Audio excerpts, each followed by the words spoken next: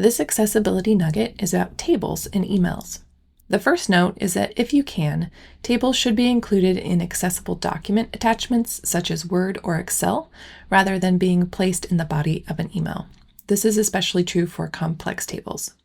If content can be put into a paragraph with headers or bullet points, do that instead. For simple tables, make sure to use the built-in table insert tool in Outlook for Desktop. Click on the Insert tab.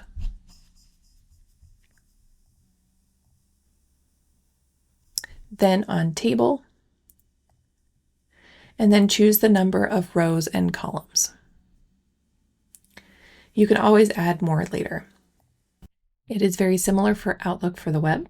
Click on Insert, then Table, then choose your rows and columns.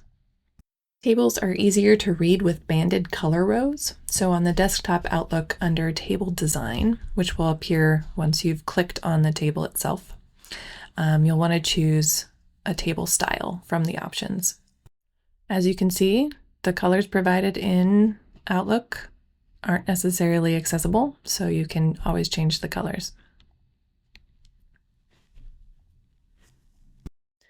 On the web Outlook, I'll click on the table, then on the table tab that appears, and then I'll choose a style.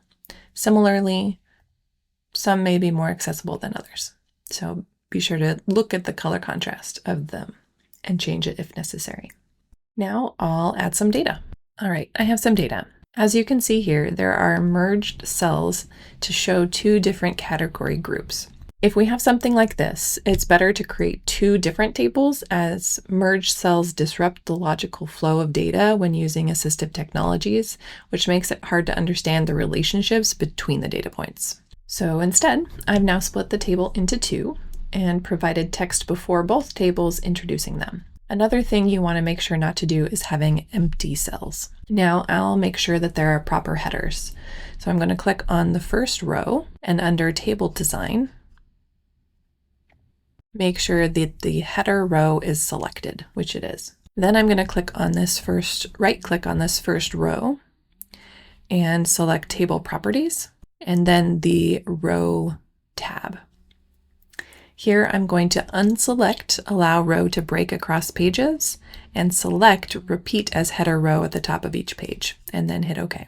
Now to make sure there's a header row for a web Outlook, I need to use the accessibility checker. So I'm going to go to the Options tab, and then at the very left there's a little person with a checkbox or a check circle, and it says Check Accessibility. If this is smaller, you might just see the little person.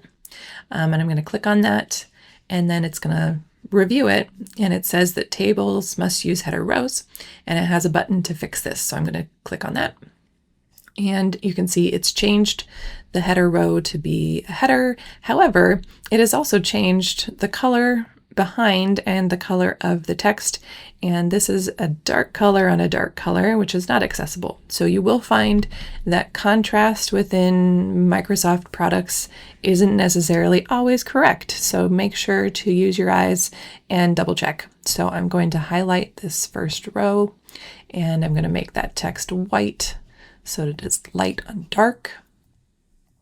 And as you can see, that's much easier to see. I'll do the same for the second one. And now we're good.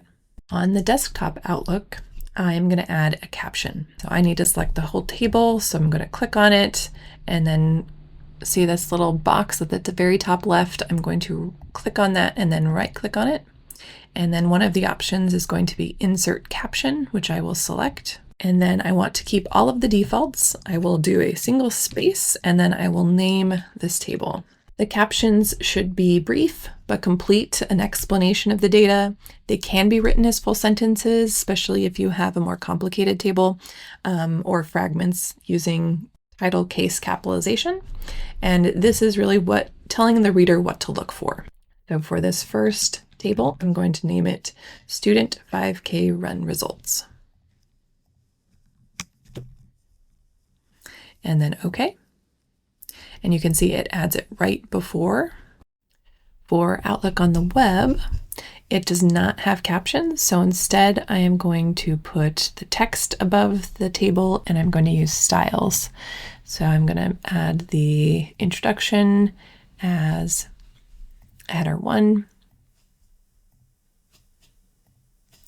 and then each of the table titles as header 2s.